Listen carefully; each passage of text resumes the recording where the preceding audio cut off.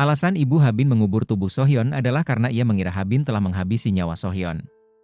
Agar Habin tidak dinyatakan bersalah, ibunya memutuskan untuk menghilangkan barang bukti dengan menguburkan tubuh Sohyeon di tempat tersebut. Namun, tanpa disadari, Yongmin juga berada di sana malam itu dan merekam kejadian tersebut. Dengan bukti rekaman itu, Yongmin melakukan pemerasan terhadap ibu Habin. Habin, yang marah dengan tindakan Yongmin, mencoba menyerangnya. Namun, Yongmin dapat membela diri dan akhirnya justru mencoba untuk menyerang balik Habin.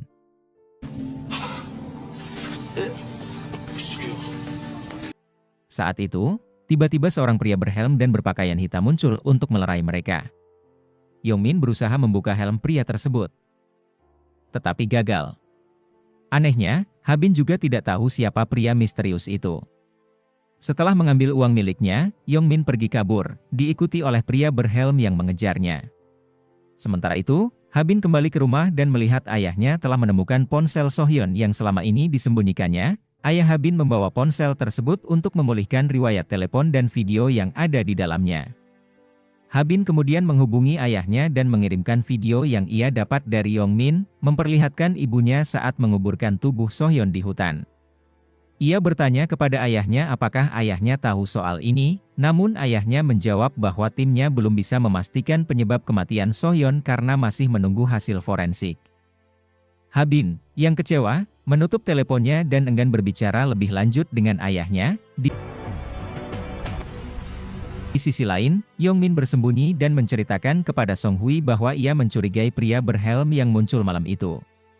Karena Habin juga tidak mengenal pria tersebut, Yongmin berpikir bahwa pria itu bukanlah suruhan Habin. Song Hui bertanya apakah Yongmin sempat melihat wajah pria berhelm itu, tetapi Yongmin menjawab bahwa ia tidak berhasil melihatnya. Junte, di sisi lain, memiliki foto-foto pertemuan antara Habin dan Yongmin di hutan. Mungkinkah Junte adalah pria berhelm itu? Sementara itu, Jang Taisu pulang ke rumah untuk bertemu Habin dan membicarakan soal video tersebut, tetapi ia tidak dapat menghubungi Habin sama sekali. Ketika sampai di kamar Habin, ia mendapati bahwa ruangan tersebut telah berantakan karena Habin mencari ponsel yang diambil oleh ayahnya. Keesokan harinya, Eo Jin dan De Hong pergi ke sekolah Habin dan menanyakan keberadaan guru Junte, namun salah satu guru mengatakan bahwa Junte mendadak cuti. Eo Jin yang curiga kemudian juga menanyakan kehadiran Habin, tetapi ternyata Habin juga tidak datang hari itu. Ponsel Ibu Taisu telah berhasil dipulihkan, dan pemulih ponsel menemukan bahwa ponsel tersebut terhubung dengan ponsel Habin. Karena ia tidak dapat menghubungi Habin, Taisu memanfaatkan ponsel itu untuk melacak keberadaan Habin dan menuju lokasi yang terdeteksi. Namun, setelah mencari ke berbagai tempat, ia tidak menemukan Habin. Kemudian, ia bertanya di sebuah klinik, dan pegawai di sana mengatakan bahwa Habin baru saja datang beberapa waktu yang lalu. Saat Habin berada di luar klinik, ia melihat mobil ayahnya dan menyadari bahwa ayahnya melacaknya menggunakan GPS di ponsel ibunya. Ia segera mematikan ponsel dan pergi dari sana, diikuti oleh pria berhelm yang membuntutinya dari belakang. Habin awalnya merasa curiga saat menyadari bahwa ada seseorang yang terus mengikutinya.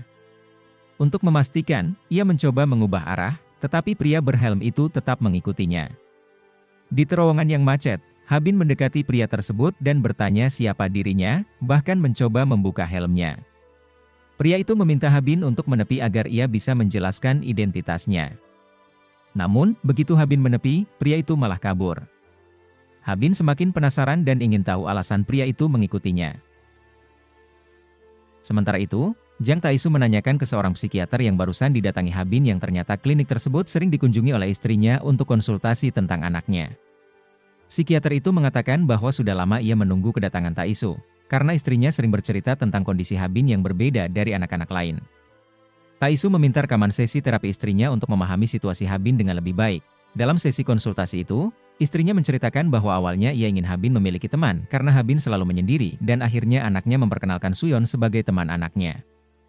Hal ini membuat ibunya Habin merasa senang karena anaknya mempunyai teman. Di hari ulang tahun Habin, Suyeon hadir dan memberi Habin hadiah berupa gantungan kunci merah. Selain itu, ibu Habin memberikan ponsel kepada Suyeon agar bisa saling berkomunikasi walaupun tidak tinggal serumah. Awalnya, semuanya berjalan lancar. Namun, Belakangan, Ibu Habin merasa ada yang aneh dengan perilaku anaknya. Beberapa hari kemudian, Habin tiba-tiba bolos dan tidak menjawab telepon ibunya. Ibunya marah dan menegur Habin, tetapi Habin malah menganggap ibunya mencurigainya tanpa alasan. Saat hubungan pertemanannya dengan Suyon semakin renggang, Habin terobsesi untuk mencari Suyon dan mencoba berbagai cara agar bisa bertemu dengannya lagi. Hal ini diketahui oleh ibunya, yang mulai khawatir setelah mengikuti gerak-gerik Habin. Suyon akhirnya menghubungi ibu Habin dan mengungkapkan bahwa ia merasa tidak nyaman dengan Habin. Ia merasa takut dan kecewa, serta menyesal karena tidak diberitahu sejak awal mengenai kondisi Habin. Suyon meminta ibu Habin untuk memastikan agar Habin tidak lagi mengejarnya karena ia sangat ketakutan. Kekhawatiran ibu Habin semakin besar, hingga akhirnya ia mendesak Habin untuk berhenti mencari Suyon jika Suyon tidak ingin berteman lagi. Namun, Habin menolak dan merasa bahwa ibunya sama seperti ayahnya, yang selalu menganggapnya bersalah dan mencurigainya, sama seperti saat adiknya meninggal dan ia dicurigai sebagai pelaku. Saat ibunya mengecek kamar Habin, ia mendapati Habin tiba-tiba mengamuk dan melempar semua barang di kamarnya. Kejadian ini membuat perasaan ibunya semakin kacau, hingga akhirnya ia menemukan tubuh Suyon. Dalam keadaan stres, ia mendatangi kembali psikiater yang pernah dikonsultasikan dan menceritakan bahwa Habin mungkin pernah membunuh seekor anjing, dengan menyamarkan cerita itu seolah-olah anjing tersebut adalah Suyon. Hal ini ia lakukan agar psikiater tidak curiga. Di titik ini, Ibu Habin merasa sangat bingung dan hampir menyerah menghadapi sikap Habin yang diam dan enggan terbuka tentang apapun. Sementara itu, Taisu, setelah mendengar rekaman konsultasi istrinya, mulai merasa sangat bersalah. Ia kemudian mencoba mencari tahu apa yang sebenarnya terjadi di masa lalu, dan saat ia mengamati kembali rekaman tersebut, ia menduga kalau Yongmin adalah pelaku yang merekam istrinya yang menguburkan Suyon. Di sisi lain, polisi dan detektif menemukan 3 jejak kaki di hutan, milik Yongmin, seorang pria, dan seorang perempuan. Eugene berpendapat bahwa kemungkinan besar ketiga orang ini memiliki hubungan dengan Suyon. Karena itu, mereka memutuskan untuk meningkatkan pencarian guna mengidentifikasi kedua orang yang lain. Jung Hwan, salah satu anggota tim, melaporkan adanya pergerakan mencurigakan dari guru Habin pada malam tersebut. Ia berasumsi bahwa kemungkinan besar guru itu bertemu dengan Yongmin. Setelah kembali ke kantor, mereka menerima kunjungan Taisu yang mencari Yongmin. Taisu dan Jung Hwan akhirnya terlibat perdebatan sengit karena Taisu dianggap selalu tiba-tiba muncul dan menghilang, kemudian memaksa mencari informasi tentang Yongmin. Atasan mereka harus turun tangan untuk melerai perkelahian itu. Taisu kemudian meminta Eugene dan Dahong untuk memeriksa lebih lanjut jejak kaki yang ditemukan. Ia mencurigai bahwa salah satunya milik guru Habin, tetapi menurut analisis Taisu, dari pakaian yang dikenakan guru itu, kemungkinan besar ia baru saja kembali dari memancing. Taisu pun meminta timnya untuk memeriksa area pemancingan terdekat dari rumah sang guru. Di sisi lain, Sung Hui berencana berpamitan dengan anaknya untuk bertemu teman. Namun, anaknya mulai curiga terhadap perilaku ibunya yang tampak aneh, bahkan melepeh makanan yang diberikan kepadanya. Anak itu mulai merasakan ada sesuatu yang janggal pada ibunya.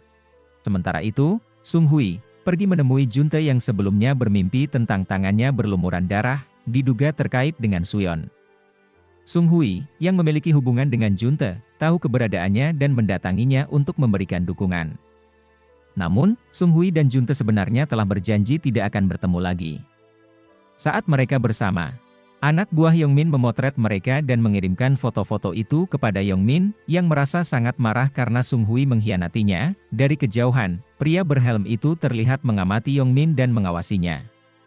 Yongmin, yang dipenuhi amarah, mengejar Junte hingga ke area pemancingan, dan perkelahian antara mereka pun tak terhindarkan. Tak lama, polisi datang, tetapi Yongmin berhasil melarikan diri. Mereka beruntung masih bisa menyelamatkan Junte. Saat dalam pelariannya, tiba-tiba Yongmin ditabrak oleh sebuah mobil, yang ternyata dikendarai oleh Jang Taisu. Jang Taisu membawa Yongmin ke sebuah terowongan tua yang sudah lama tidak terpakai. Di sana, Taisu langsung menanyakan kebenaran apakah istrinya adalah pelaku pembunuhan Suyon atau apakah justru Yongmin yang terlibat. Yongmin mengaku bahwa dia tidak tahu apa-apa soal siapa yang membunuh Suyon, tetapi ia mengakui telah merekam peristiwa tersebut dan memeras istri Taisu dengan rekaman itu. Namun, ia tetap bersikeras bahwa dia tidak mengetahui siapa pelaku sebenarnya. Tiba-tiba, Taisu kehilangan kendali, meluapkan amarahnya, dan memukul Yongmin beberapa kali. Ia memperingatkan Yongmin untuk tidak pernah lagi mendekati anaknya dan memperingatkan bahwa ini adalah kesempatan terakhirnya. Alasannya tidak menyerahkan Yongmin ke polisi adalah karena video mengenai rekaman istrinya yang terkait dengan Suyeon. Eojin dan Dahong kemudian menginterogasi guru Habin, tetapi tiba-tiba Taisu muncul dan lagi-lagi kehilangan kendali. Junghwan, Ejin, dan Dahong harus berusaha keras untuk melerai Taisu yang secara tiba-tiba menyerang guru Habin tanpa alasan jelas. Setelah konfirmasi bahwa guru Habin tidak ada di hutan pada malam kejadian, ia pun dibebaskan. Guru Habin mengungkapkan bahwa Habin dan Suyeon memiliki hubungan yang cukup dekat, namun ia tidak bersedia membahas lebih lanjut dan bersedia berbicara lagi di sesi interogasi berikutnya. Dahong bertanya pada Eojin mengapa ia mencurigai Habin. Sama seperti Taisu. Eojin menjelaskan bahwa semua bukti sementara mengarah pada Habin, tetapi ia menegaskan bahwa hasil investigasi nanti yang akan menentukan kebenarannya. Setelah itu, Taisu kembali ke rumah dan mendengarkan potongan rekaman konsultasi istrinya dengan psikiater.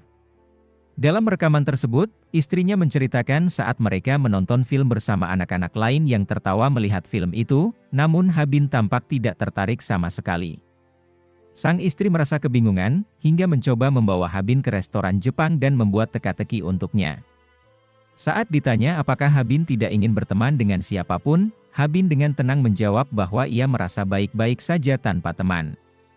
Jawaban itu membuat istrinya semakin putus asa, hingga keesokan harinya ia kembali berkonsultasi dengan psikiater. Psikiater menyarankan agar ia berbicara dengan Taisu. Tetapi sang istri takut jika Taisu akan berpikir bahwa Habin tampak seperti anak berbeda dan akan semakin mencurigai anaknya lagi dan menyakitinya sehingga ia memilih untuk merahasiakan dari suaminya. Mendengarkan rekaman tersebut, Taisu semakin merasa bersalah. Pada malam berikutnya, Habin mendatangi restoran yang pernah ia kunjungi bersama ibunya, dan Taisu menelpon Habin, menyuruhnya segera pulang ke rumah. Untuk pertama kalinya, Habin menuruti ayahnya dan langsung pulang. Begitu sampai, Taisu langsung menginterogasi Habin, menanyakan apakah Habin mendekati Yongmin dan berusaha membunuhnya serta Song Mina karena video dan kejadian yang menimpa ibunya, namun, Habin menolak untuk bercerita lebih jauh dan mengatakan bahwa ia tidak bisa mempercayai Taisu sepenuhnya. Habin mengungkit hari ketika ibunya meninggal, di mana ayahnya kebetulan berada di sana. Habin mendengar ucapan ayahnya, yang pernah menyuruh ibunya untuk mengakhiri saja hidupnya yang telah membuat kondisi ibunya semakin rapuh. Di mata Habin, ayahnya adalah penyebab kematian ibunya sehingga ia tidak mempercayainya lagi.